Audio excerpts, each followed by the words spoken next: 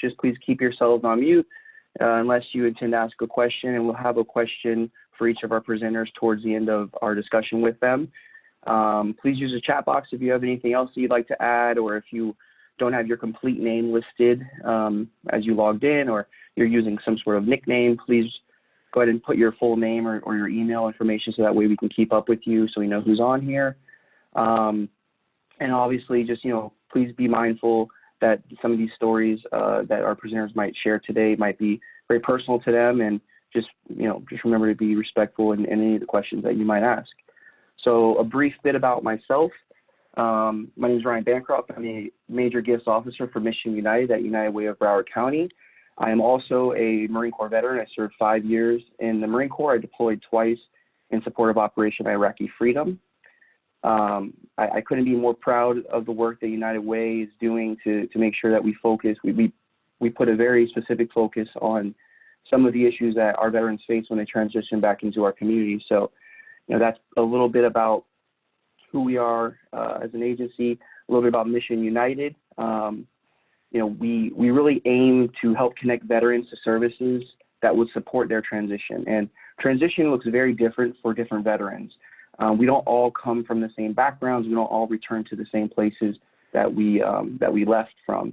We also find that there's about six service areas that really are important to veterans, and that's housing assistance, legal assistance, employment, education, financial assistance, and also health. So we want to make sure that we're making veterans whole in all those areas so that they can continue to be productive members of society, continue to help others in their community. And we really want to use today's event to highlight not only what Mission United does for veterans, but also highlight a little bit about what veterans do for veterans and how they're making an impact in their own communities. So with that, I'll go ahead and introduce today's panelists. Today, kicking us off all the way from New York City is J.W. Cortes. J.W. is a United States Marine Corps gunnery sergeant and a combat veteran. He served in both Operation Iraqi Freedom and Operation Enduring Freedom, which, for those of you who don't know, is Iraq and Afghanistan. And he may be best known for his role as Detective Alvarez in the Fox hit primetime show Gotham. And we're really, really fortunate to have him on with us today. And to wrap us up will be Brian Thornsberry, United States Army captain who served as a medical officer in Operation Enduring Freedom, again, Afghanistan, I believe 2 tours. Brian, in 2016, he kind of fell into some substance abuse issues, and since then has he found his own road to recovery, and he's now helping others in their road to recovery. And he's also the director of operations at Connected Warriors Yoga. So, gentlemen, thank you both for joining us today and just sharing a little bit about who you are and what the veteran community and helping the veteran community means to you. So, JW, I see that you've joined us. So, sir, welcome. And see, I think one of my transitional struggles was being able to actually grow a beard. I see you and Brian got a real nice beards going on there. So, welcome, sir. Miracle Grow. Thank you. Thank you for doing this, Ryan, and thank you for having me, for including me. I do a lot of these types of events and talks and panels, and very rarely am I welcomed by my own, and so it means a great deal to me to be here. So thank you. Semper Fi, Gunny. So kicking us off, just if you could tell us a little bit about yourself. Tell us maybe about some of the struggles or transitions or any barriers that you might have faced when you got out of active duty. Yeah, so born and raised in New York City, in what I call the nation of Brooklyn, in a town. We don't call them towns, we call them neighborhoods. In a hood that was known as Sunset Park, and the block I grew up on was known very lovingly, I say that sarcastically, by the NYPD as Little Vietnam. So you could imagine being called Little Vietnam, the level of drug abuse, of gang violence that I was subjected to. I was 5 years old when I saw my first person, being shot in front of me. So to come from that environment and look towards the Marine Corps, not so much as a way of being super gung-ho, but just as truly an escape. That's what it did for me. It allowed me to escape a really bad, situation. And lo and behold, the person that I most idolized at that moment, which was my older brother, who was leader of one of the most notorious street gangs called the Latin Kings, was ultimately indicted and served over 13 years for murder and a bunch of other really serious charges. Wow. I say all that just to kind of lay the foundation to what I was experiencing at a very young age and how the Marine Corps stepped in, welcomed me, and afforded me the opportunity to earn the title, right? And what I thought would be a quick fix after receiving the bad news of my brother turned into an incredible love affair that took me all over the world. And I served almost 13 years in East Africa, Asia, and the Middle East. And you know, it wasn't until 10 years of almost serving that I finally got to go into Iraq and put to use all these skills that we had acquired, right? That we drilled into our bodies and into our minds. I tell this story, and I'll give you a quick recap of this story. But it was in the middle of Iraq that I decided I wanted to be an actor as Scud missiles were landing in our position. People say, why the F would you want to be an actor? Why would that, you know, come into your mind at that moment? And what happened to me, and I assume what happens to a lot of people who are maybe experiencing battling cancer and beating it, or a horrific car accident or something like very traumatic, your life flashes, literally scenes flash in your mind as you think this is the end. And for me, that's what I thought. And I thought about a lot of things. And one of those things was this kid who absolutely loved to act and sing in school, but was too chickened to step into that space and give it a try. So today I'm an actor and a police officer in New York. I do both, and I've been very successful. But all of that was born in the middle of Iraq, and acting saved my life after Iraq. I came home. I was in a very dark place. I did not like who I was becoming. I did not like that I could not shake things off as readily as I was able to for a number of years. And it was when I finally stepped into this space of acting and in an acting class where I could finally, once and for all, start to shed some of this armor that the Marine Corps so awesomely puts on us to protect us, right, from the things that we have to do. But being able to strip it off and be myself, be funny, be silly, shed some tears in the safe environment of an acting classroom with a bunch of 20-year-olds was nerve-wracking. It was incredibly liberating. It scared the out of me. But I found that I could have experiences and walk away from them and still be intact. And I became addicted to that. So that's a really long answer, Ryan, and I apologize for that. No, it's actually it's a really powerful story, and this is what I think a lot of our donors and a lot of people who are involved with this might not know about. Listen, you never know what's going on behind someone else's door, right?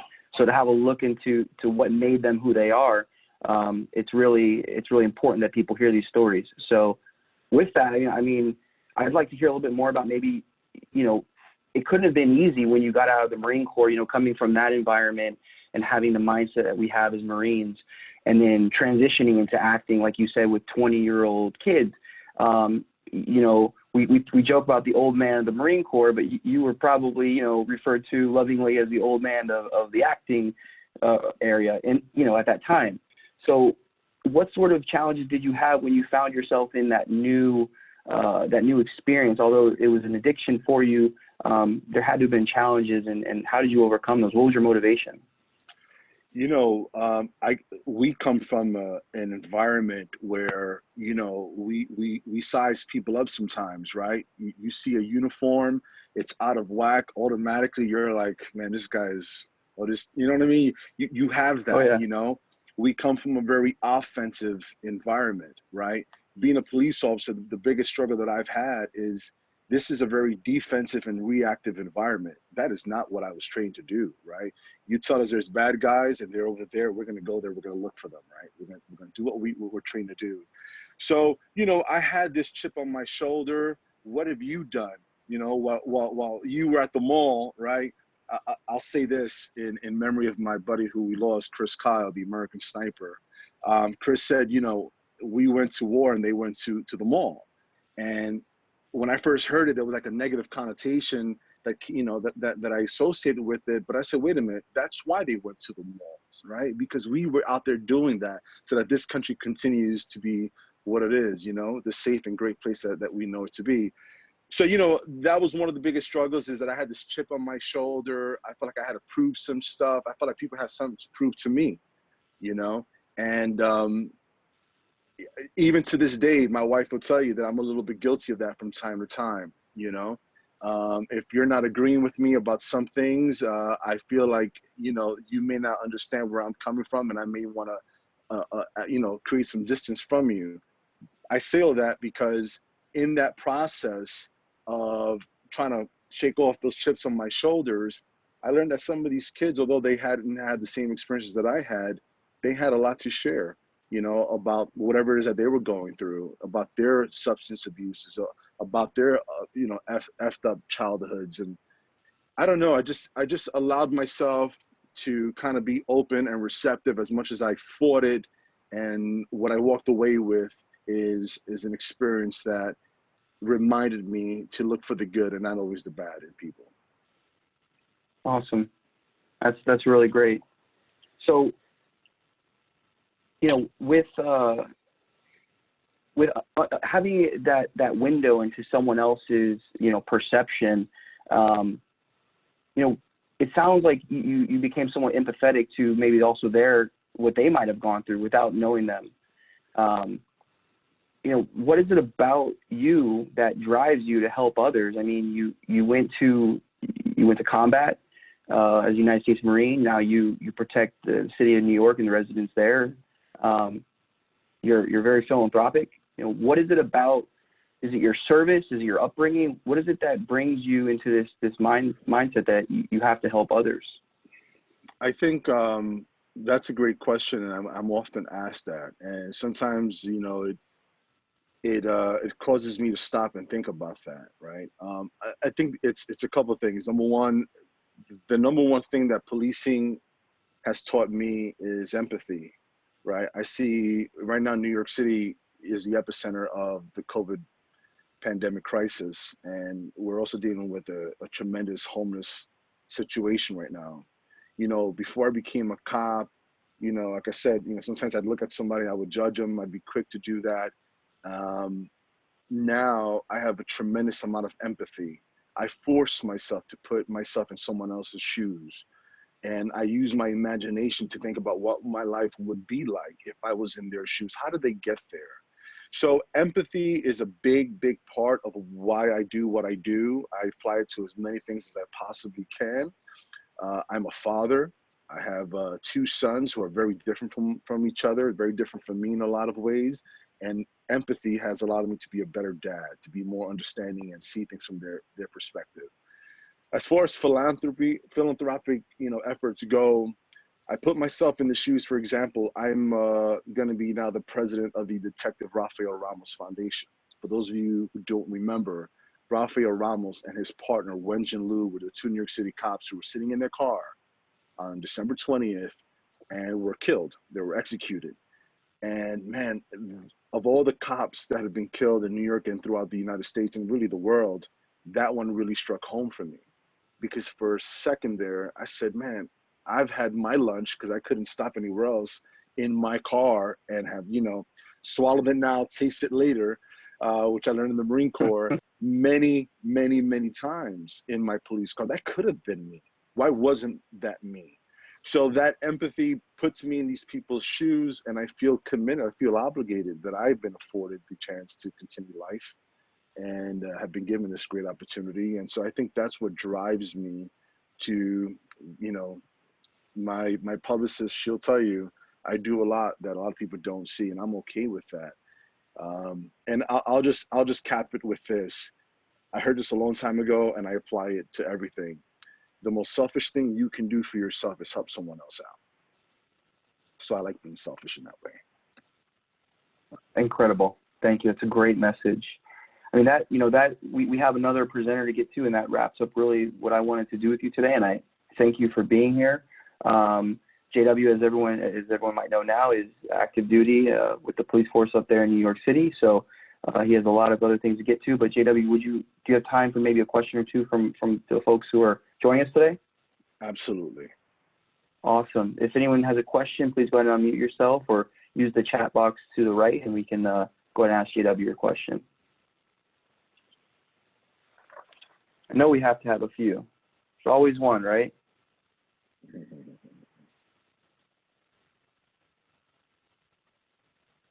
So I have one question. So I work with police officers here locally. And so you said something that struck with me is that your police work led you to have more empathy. And I just wanted to dig into that a little bit. How is that? Because oftentimes I see the exact opposite, because you work in an area where you're seeing people's trauma every day, which can be really tough. And you're seeing people don't call you when they're having a good day. They call you when they're having a bad day. So how have you been able to be in that environment, yet still develop the strong sense of empathy? Great question. I think a lot of what happens is right now we're having a discussion. I'll be having a similar discussion with my partner Ray, and we'll be laughing, and all of a sudden the radio screams, right? The radio screams, person has been, you fill in the blank. We get there, we were just having an incredible time, incredible laugh, and now I have to force myself to put myself in this victim's shoes. It's a muscle that I've had to develop. So I'm able to go from call to call. One moment I'm laughing, one moment it's a silly call, one moment it's a person that's been struck by a train and is in pieces. I have to somehow or another allow myself the space to say, okay, I can be empathetic here, I can box this, I can deal with this later, I can go, you know, it's so hard to really put into words this feeling, but I feel like, you know, of all the tools on my gun belt, that one right there keeps me going. It keeps me somewhat sane. I can manage things.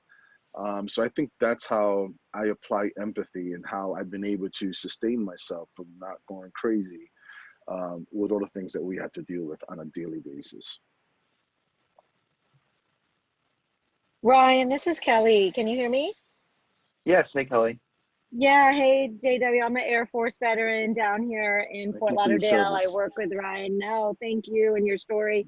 I just wanted to add to that because we're trying to help, you know, obviously our veterans, and you're saying that, you know, that's like a tool that you have in your tool belt now. Where did that tool come from? Like, was it counseling? Was it your own personal development? Was it your spiritual? Just like a little tool or the gateway to that, so that maybe we can, you know, guide our veterans that we're working with down that same path. Because that's powerful what you said. Thank you. It's a combination of counseling with my therapists, really kind of hashing things out and laying things out in a way that, you know, I get curious a lot. You know, why did I allow myself to feel that way? Why am I continuously feeling this way? Curiosity, for some reason or the other, keeps me more engaged, and I resist putting up the walls when I'm curious about why I'm feeling the way I'm feeling. The empathy part of it couples with that, in that when I was going through my acting training here in New York City, I was forced to never judge the characters that I had to play. So for example, this is an extreme example, but let's say I get a role where I'm gonna play, you name the most heinous dictator of all time, Hitler. If I start to, and this is just purely for, you know, the sake of acting, if I am gonna start to consider playing Hitler and start to judge him for what he's done, rightfully so, then I can never, ever allow my mind to play this character truthfully. I have to get into the place that created this monster, right? We were never born monsters. We were born loving children. Somehow or another things happen, and they cultivate and they manifest and they fester, and then they infect us in that way. So acting forces you to exercise the empathy muscle so you can get into this character work. But if you take that and just apply it to everything else, again, seeing this person in front of you and asking yourself, what happened here? What do I know about love, about rejection, about betrayal, about dishonesty? What do I know about those things? Actually, I know a lot about those things. I know a lot about them because I've experienced them. So if I remind myself of that, I become a bit more inclined to be empathetic to this human being that's in front of me. That's awesome. That's awesome. Thank you. Yeah. Again, JW, I really appreciate you joining us today. I don't want to take up any more of your time, and we're going to have to jump over to Brian Thornsberry. But wow, just super powerful story. And I can't thank you enough for joining us today. We wish you safety and wellness up there in New York, and we look forward to maybe hearing from you again someday. Thank you. You're very welcome. You have a friend in me. Just call, man. I'll be there. Take care, everyone. Have a great day, and stay safe and stay healthy. God bless. Semper Fi. Semper Fi. All right. So with that, we're going to turn over to Brian Thornsberry. Brian, thanks for joining us today, man. Thank you very much. It's an honor to be asked to speak on this panel. Excellent. So similar to JW, we want to hear a little bit about, you. I want to hear a little bit about your story. I'd love to hear about your transition and any struggles that you had when you transitioned from active duty to the civilian world, getting into the mindset of becoming a civilian again. So, floor is yours, sir. Okay. Thank you, Ryan. Yeah, like my bio said, I was a captain in the United States Army. I served in 3rd Brigade Combat Team in Afghanistan on 2 deployments with the 101st Airborne Division. And then that was from 2011 to 2016. And during that time, while I was in this environment, I was thriving. I was always rated top 10% in the Army for officers. Before that, I graduated from the Citadel as a distinguished military graduate. I really was goal-driven and passionate about the military and becoming a leader for those men. And after my second deployment and transitioning back, I started to experience a lot of depression and anxiety.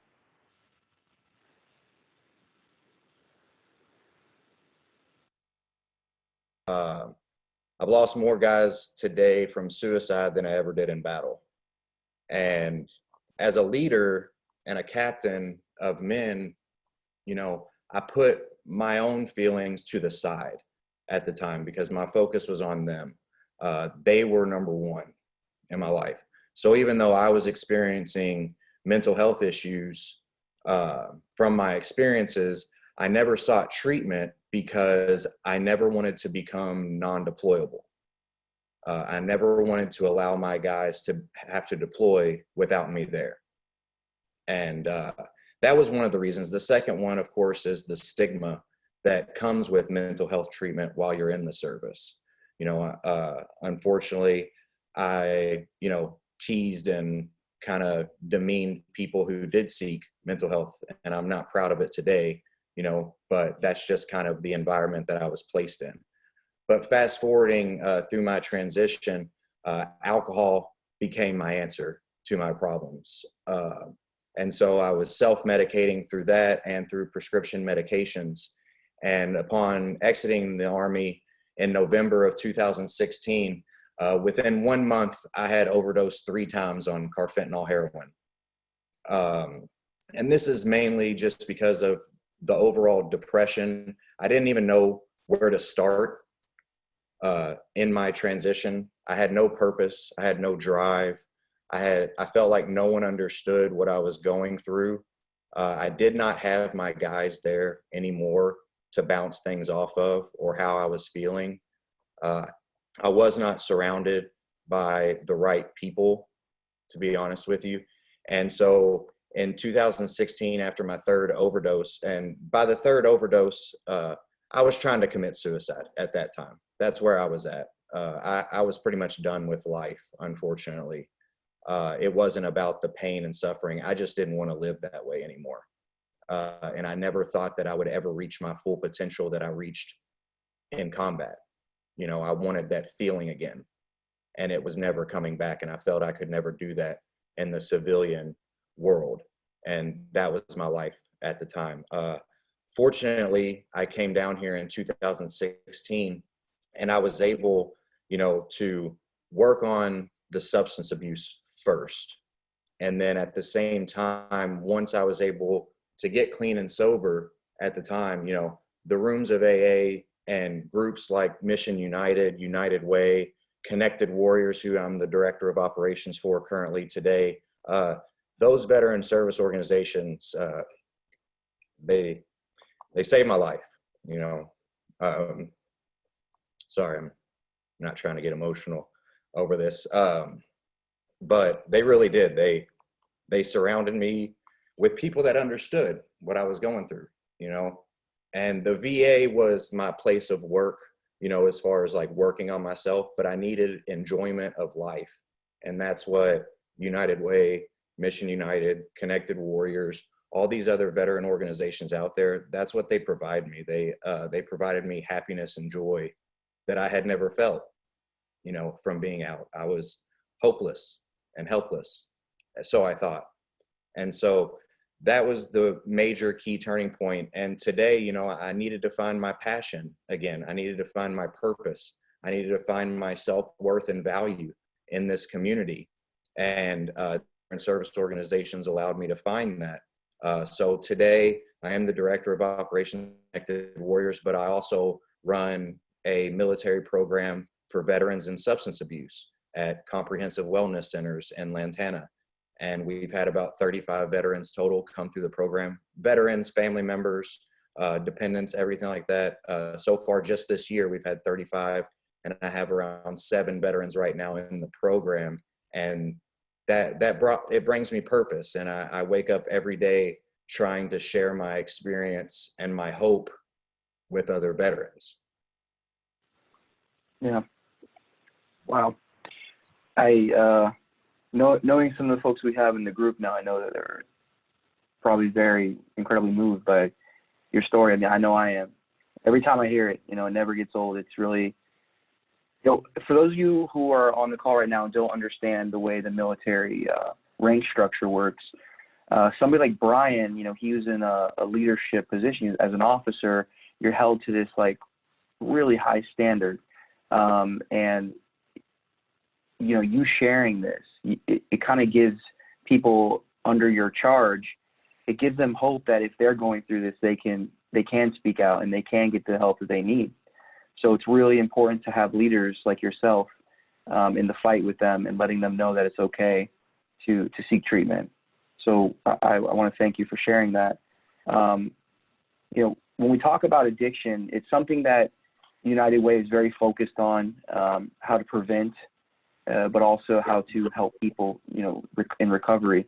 So what would you tell people about addiction that they might not know, or is there something that is like one thing that you want them to know about people who have suffered from this horrible circumstance? Yeah, it's really, there's 2 main things that I would like to share. It's the first and foremost is you have to understand substance abuse is not the only issue. About 90% of people that I've dealt with in substance abuse, both veteran and non-veteran, they deal with underlying issues. You know, there's other mental health issues that they have to attack. It's a dual diagnosis kind of issue. Unfortunately, we have to clean the slate first of the alcohol and drugs so we can get at a foundation of where they're at. Because if they take care of the alcohol or drugs first, they're always going to run back to that quick fix. It's the society we live in today. It's very quick reward systems. That's what society teaches us with the internet, phone, everything like that. So they will always continue, and they'll never break through in their mental health therapies because they're going to be drunk or high during the therapeutic sessions, and they will never understand the emotional impacts that they're having and working through those emotions. And the second thing that I want people to know is that when it started off, it was a choice. you know, like I chose alcohol at the beginning, you know, but as it developed and the phenomenon of craving developed inside of me, it was no longer a choice. I needed the drugs and alcohol just to make it through the day.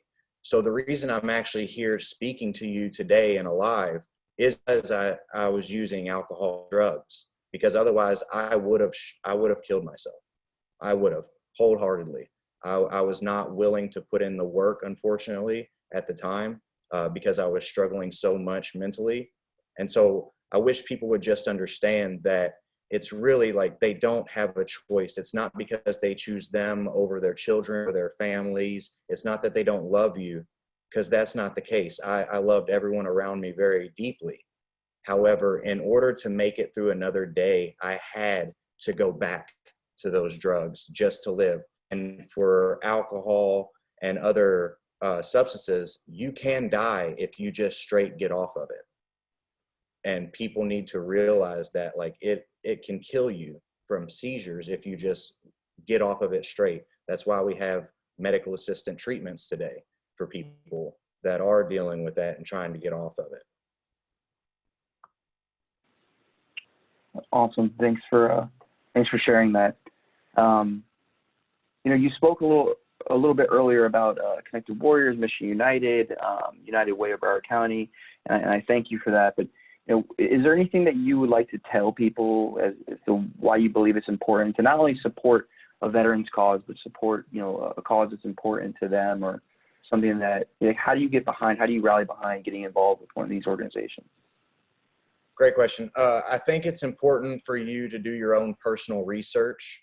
Start off with what's important to you. You know, is the homeless population important? You know, is, you know, activities important for you? Is the increase of enjoyment of life for our veterans? Is community engagement important? Whatever is important to you is what you should get into, because it'll give you more passion for what you're doing. It'll drive you further, you know, and you'll have more of a reward on the back end, instead of just saying, oh, these veterans served and I'm just going to give them some money and hopefully they'll take care of it. Like, that's not the right approach to it. Like, get actively engaged in your community and the things out there, so that if you do run across someone who's struggling like myself, you know exactly where to send them. You know exactly where to help, you know, because, you know, word of mouth is the best tool that we have today to utilize to get the word out there. Awesome. So I have I have a question here for you. You have some time for the question too? Tons. Yeah. Awesome.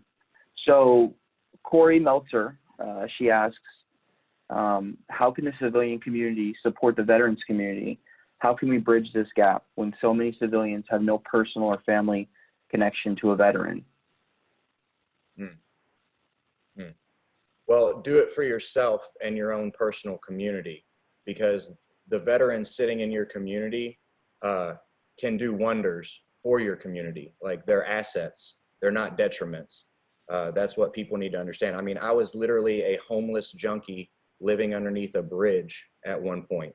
And today I run 2 different organizations that provide care to the normal community as well as veterans. My Connected Warriors provides free yoga to veterans, service members, and their family members. We don't check DD Form 214s. We don't do anything. If you had some veteran in your family, or if you just show up, we don't turn you away. And the exact same thing with my military program for substance abuse. It doesn't matter if you're a veteran or not. We have other programs for you out there. But I'm able to run those today because of these veteran organizations. So that would be the reason that it's connected, is because it's not only for the veteran, it's the impact of the entire community and what the values they bring, because we're disciplined and we're motivated. Yeah, you know, I'd like to even add to that. I think that, you know, how can civilians, when I think about how civilians can get involved and they might not understand. I mean, people that are on this chat right now, they're involved. You know, that you're making an effort to understand a little bit about what the veteran community is facing, and what, you know, what folks who have been given an opportunity have been able to do with that opportunity. United Way is all about moving the needle. We're not about, giving handouts necessarily. And I think, Brian, you kind of mentioned, if you see someone on the street asking for money, it's so much more important to get them involved with the right treatment versus just giving them perhaps an opportunity to make their next fix. It's an opportunity to really move the needle and change their lives. So that's my opinion on how you get involved, and how you do that with Mission United is by inviting them to call 954-4-UNITED or 211. And there's so many resources in our community through 211. So thank you for that question. Do we have any other questions for Brian? We've got a few more minutes here, so. Hi, Brian. We have a question about. Sorry. Thank you for your service, first and foremost. I really appreciate your service to our country. I'm listening to your story, and it's very heartfelt. And I'm wondering, I work with a colleague who's doing actually a dissertation on transition from the military to civilian life, and saying that there's really not a specific strategic effort from the military to ensure that the military have a way to get back into civilian life.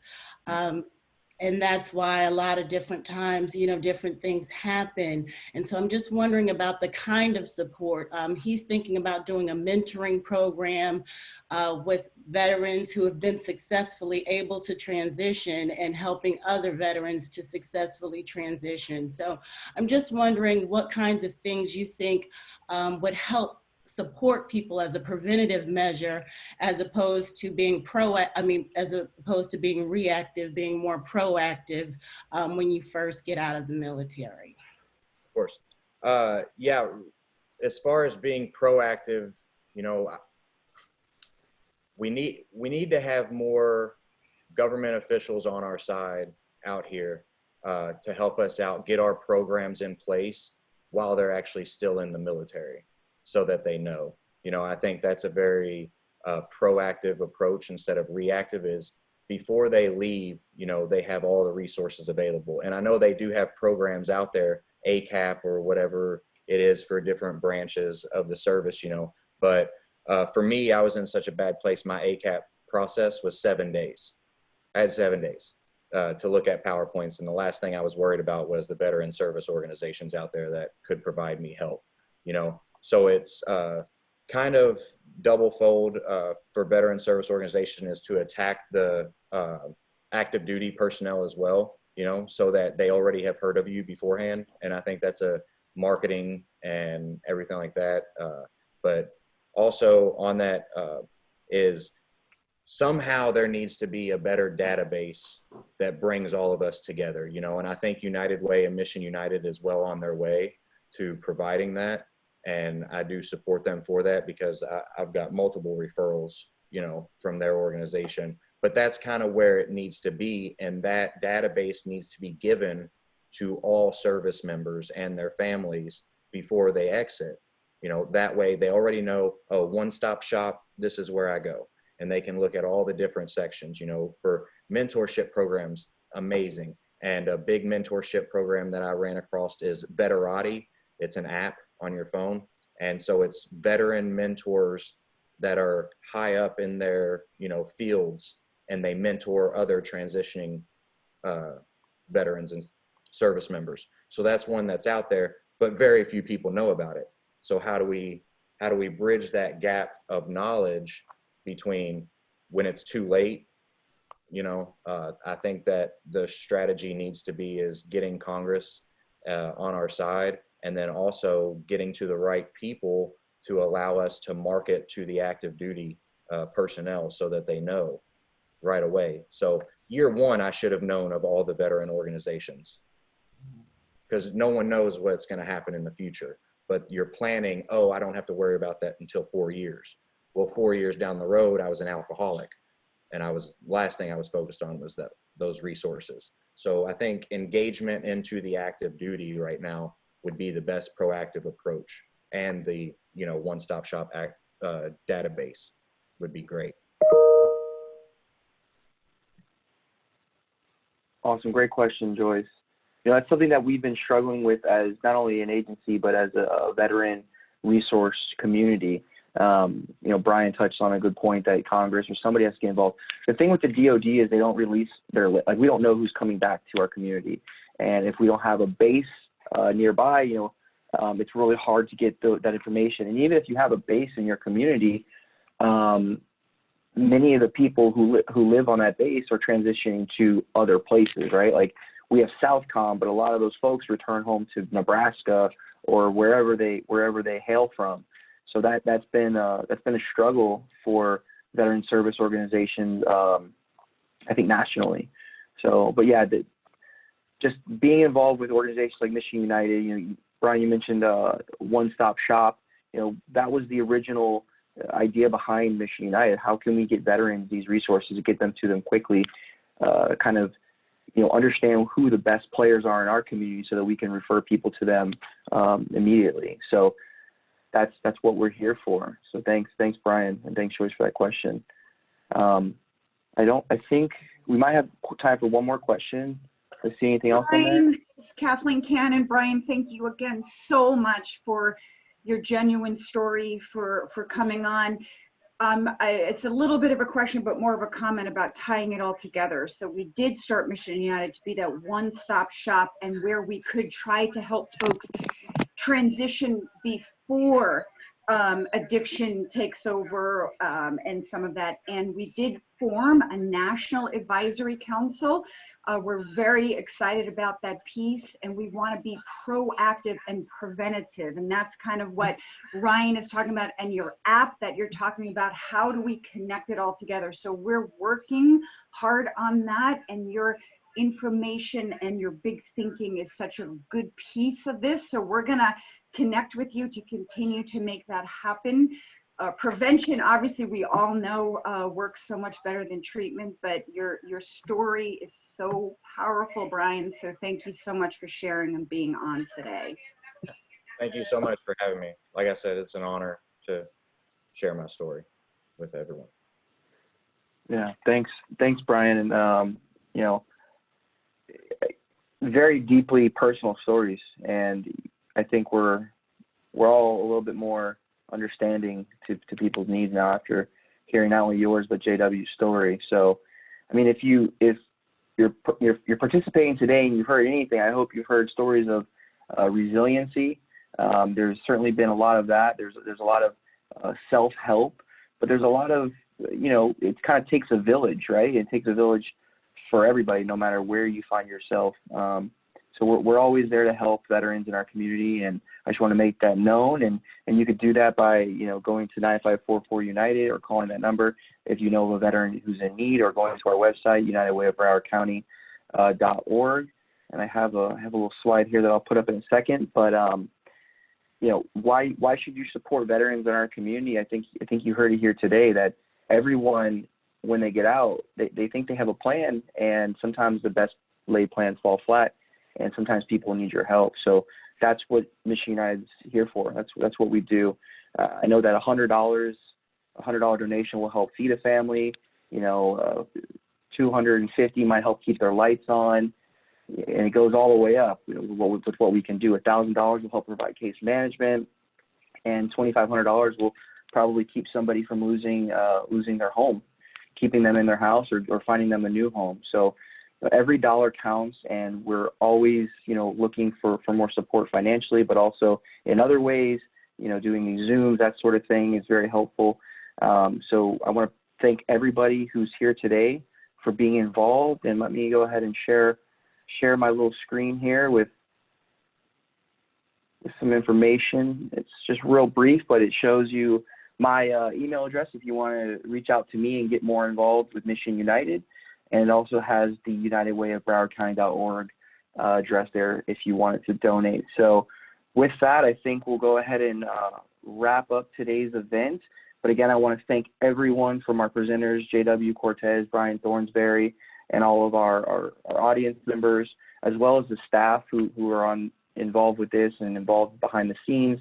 Catherine Holcomb, thank you for helping manage the back end of today's talk. So that's all I have for today. If anybody has any last minute questions, you can go ahead and ask it in the chat, or you can go ahead and ask me now. Ryan, also, if anyone has anybody or veteran struggling with substance abuse, please know that you can please reach out to me or Ryan. I'm sure he will forward the message to me, but I would love to help. It's what keeps me sober today.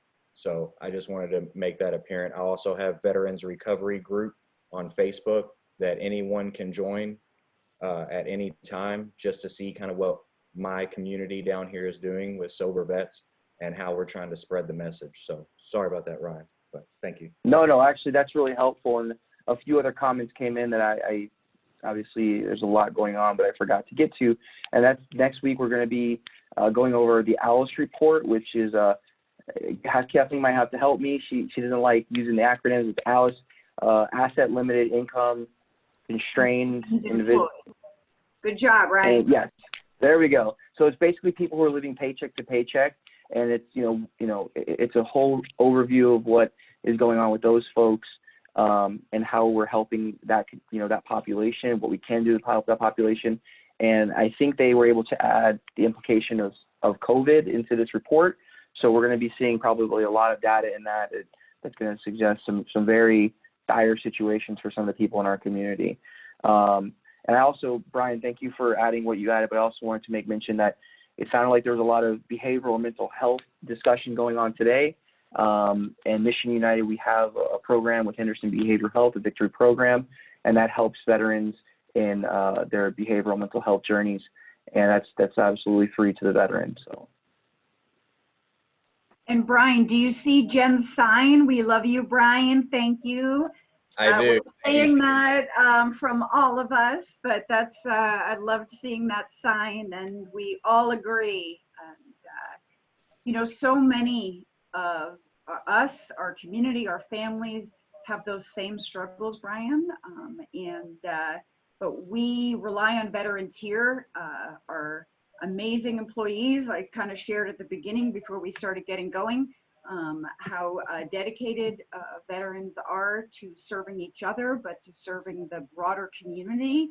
And just thank you for your service, and thanks for being on today. Thank you so much. All right, so that does it, everyone. Thank you, everyone. UnitedWayBroward.org/donate. UnitedWayBroward.org. There's more events, more listings on there. So please check out our website. Please reach out to me if you have any other questions about Mission United. Thank you all so much. Thank you.